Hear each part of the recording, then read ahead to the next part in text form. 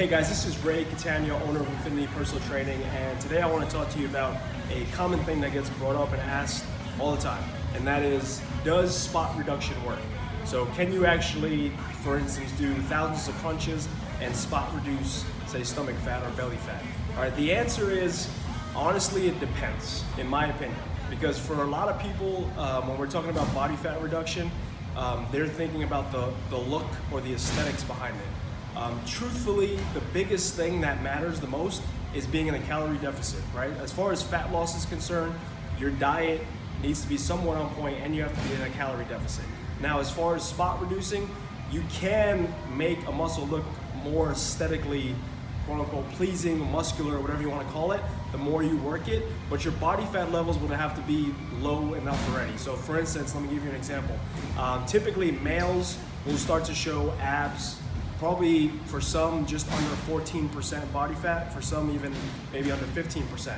So if you're at that point, it makes sense, or it could make sense to do things like, weighted crunches or sit-ups and planks and that kind of stuff, right? To make your abs pop more, because the body fat is not there, so it's gonna visually show, right? Your muscle will visually show. But as far as let's say a male's at 25 plus body fat percentage, he's not gonna you're not gonna do crunches to get abs, right? Because you have a layer of body fat that needs to be removed, and at the end of the day, it's gonna come from productive training, right? So making sure you're burning calories, building lean muscle mass, losing body fat, as well as being in a calorie deficit. So the answer, honestly, is it depends. Now, as far as a straight black and white yes or no, I don't think, it's not worth it to just train an arm, for instance, to get biceps 24/7. You have to train your whole body just to be functional, so no one's really gonna spot reduce in that aspect. One other thing I wanna bring up, so regarding spot reduction, for instance, let me give you an example. Females typically wanna lose body fat off their arms specifically. Now, what you need to know is when you start doing weight training, you're initially gonna feel like you're getting bigger because you're breaking down muscle tissue, which will cause swelling and inflammation,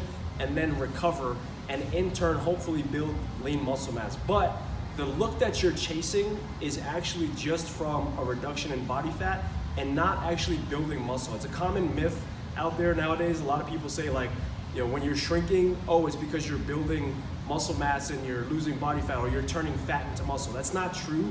Honestly, the truth is what you're actually doing is removing body fat. So when you reduce body fat, it'll take up less space compared or relative to muscle, and then you're just toning the muscle you already have underneath, which will give you a look of being more ripped or toned. All right, hope that makes sense, and we'll see you guys next time. If you have any questions, feel free to reach out to us at personaltrainingallen.com.